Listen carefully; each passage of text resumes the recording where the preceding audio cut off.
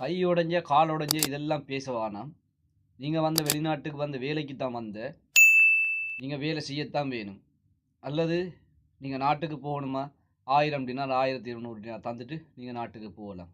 அஸ்ஸலாமு அலைக்கும். அன்பார்ந்த அனைத்து உறவுகளுக்கும் இனிய மதிய வணக்கம். என்ன விட முழுமையாக பார்க்கலாம். ஒரு சில ஏஜென்சியில் எனக்கு இப்போ நேற்றையிலேருந்து ஒரு வீடியோ ஒன்று வந்துட்டு இருக்குது. ஒரு நண்பர் அனுப்பியிருந்தாங்க. அது மட்டும் இல்லாமல் அந்த பாதிக்கப்பட்ட சகோதரியும் அனுப்பியிருந்தாங்க அவங்களுடைய வீடியோ. அவங்களோட கை வந்துட்டு ஃபுல்லாகவே உடைஞ்சி, சரியா, கை வந்து ஃபுல்லாகவே உடைஞ்சிட்டுது. பாத்ரூமில் பலகி புழுந்து கை வந்து ஃபுல்லாக உடைஞ்சிட்டுது. என்ன விடயம்னு சொன்னால் வந்துட்டு இப்போ அவங்களால வந்து வேலை செய்ய முடியலை. உண்மையிலே நாம் நல்லா சிந்திச்சு பார்க்கணும். ஒரு நோய் நிபுணம் இருந்துச்சுனாலே ஒரு வேலை ஒன்று செய்ய முடியலை. ஆனாலும் இந்த வெளிநாட்டில் வேலை செய்த இந்த பணிப்பெண்களாக இருக்கலாம், இல்லாட்டி இந்த டிரைவர்மாராக இருக்கலாம், யாராக இருந்தாலும் வெளிநாடுகளில் அந்த தொழில் செய்யக்கூடிய நண்பர்கள் வந்துட்டு யாராக இருந்தாலும் ஒரு கையொண்டு உடைஞ்சால் எப்படிங்க வேலை செய்ய முடியும்? ஒரு கையொண்டு உடைஞ்சால் ஒரு மனிதனால் வேலை செய்ய முடியுமா? ஒரு கை உடைஞ்சால் ஒரு மனிதனால் வேலை செய்ய முடியாது இல்லையா?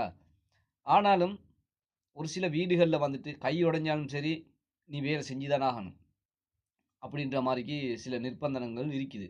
அதே மாதிரிக்கு வந்துட்டு ஒரு சில ஏஜென்சிகள் வந்து என்ன செய்கிறாங்க, நாட்டில் இருந்து பணிப்பெண்களை சரி இல்லை டிரைவர்மாரை சரி யாரையோ அனுப்புகிறாங்க வெளிநாட்டுக்கு. சரி, நாங்களும் வாரம் வந்துட்டு கஷ்டத்துக்கு மத்தியில் தான் நாங்கள் வந்து வெளிநாடுகளுக்கு வாரம் இல்லையா? யாரும் காசு பணம் இருந்தால் யாருமே வந்து வெளிநாட்டுக்கு வருவதில்லை, அப்படி தானே? காசு பணம் இருக்கிற யாருமே வந்துட்டு வெளிநாடுகளுக்கு நாம் தொழிலுக்காக வாரல்ல, சரியா? அப்படின்ற சமயத்தில் வந்துட்டு மக்கள் வந்து கஷ்டத்துக்கு மத்தியில் தான் இந்த வெளிநாடுகளுக்கு வாராங்க. இதுலேயும் ஒரு சில ஏஜென்சியில் என்ன செய்கிறாங்கன்னு சொன்னால், இப்போ கை உடைஞ்சி கால் உடைஞ்சி அப்படிகளில் பாதிக்கப்பட்டு இருந்தால் ஏஜென்சியை கால் பண்ணி சொன்னால், ஏஜென்சியோட பேசினால் ஏஜென்சியில் சொல்கிறாங்க என்ன, 1000 டினாரை தந்துட்டு நீ நாட்டுக்கு போ, 1200 டினாரை நீ தந்துட்டு நாட்டுக்கு போ. இல்லை நான் கேட்குறேன், நீங்கள் இந்த வெளிநாடுகளுக்கு அனுப்பும்போது நீங்கள் 1000 டினார் 1200 டினாரை கொடுத்தா நீங்கள் வெளிநாட்டுக்கு அனுப்பினீங்க? பணிப்பெண்கள் அறிக்கலாம் இல்லை டிரைவர்மார் அறிக்கலாம், நீங்கள் கொடுத்து அனுப்பினீங்க? இல்லை, நீங்கள் கொடுத்து ஒரு லட்சம் 2 லட்ச ரூபா காசு கொடுத்துருப்பீங்க. அதுவும் ஒரு சில ஏஜென்சியால் சொல்கிறது என்ன, நீங்கள் வெளிநாட்டுக்கு போங்க, நீங்கள் அங்கே ஏர்போர்ட்டில் போய் இறங்கினதோட நாங்கள் எங்களோட வீட்டுக்கு அந்த காசை கொடுக்குறோம் அப்படின்னு சொல்லி ஏமாற்றக்கூடிய ஒரு சில ஏஜென்சிக்காரங்களும் இருக்கிறானுங்க. ஒரு சில கல்லணுகள், சரியா, கல்வர்கள் எல்லாரும் தொப்பியதாக கண்டிப்பாக இப்படி இருக்குது. இப்போ இந்த சகோதரியும் வந்துட்டு உண்மையிலே வந்துட்டு இவங்க பாத்ரூமில் பலகி புழுந்து இவங்களோட வந்துட்டு கை உடைஞ்சிருக்குது. இனி வந்துட்டு என்ன சப்ஜெக்ட்ஸ்னா வந்துட்டு அவங்களோட அவங்களோட தாயார் தான் வந்து அந்த வீட்டுக்கு வந்துட்டு வேலைக்கு போட்டிருக்கிறாங்க. அதாவது ஏஜென்சி மூலமாக தான் வந்திருக்கிறாங்க, சரியா? இதை வந்துட்டு ஏஜென்சிக்கு பேசும்போது இப்போ ஏஜென்சியால் சொல்கிறாங்க எப்படின்னு சொன்னால், உங்களோட உம்மாக்கு நீங்கள் சொல்லுங்கள், உங்களோட உம்மாக்கு சொல்லுங்கள். ஏண்டா உம்மாக்கு சொல்கிறேன்னு சொன்னால் உம்மாவே ஏஜென்சி செஞ்சிருவாங்களே. உம்மாக்கு சொல்லி முடியாததால தானே உங்களுக்கு ஏஜென்சிக்கு சொல்கிறது.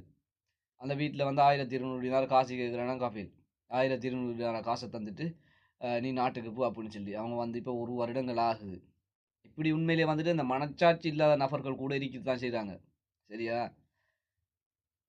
சொல்ல முடியலைங்க. உண்மையிலே இந்த வெளிநாட்டு தொழிலாளர்கள் படுகிற துன்பம் துயரங்கள் இருக்கு இல்லையா, அது பேச போனால் அது இத்தியாசையில் வந்துட்டு எழுதுறதுக்கு புஸ்தகமும் இல்லாமல் போகும். உண்மையிலே அப்படியான நிலைமைகள். இனி பார்ப்போம், நம்மளால் முடிஞ்சதை வந்துட்டு நம்மளால் என்ன முடியுமோ அதுகளை வந்துட்டு செய்யலாம்.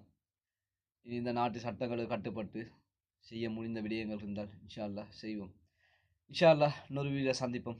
அஸ்ஸலாமு அலைக்கும் வரஹ்மத்துல்லாஹி வபரகாத்துஹு. பாதுகாப்பாக இருங்க எல்லாரும்.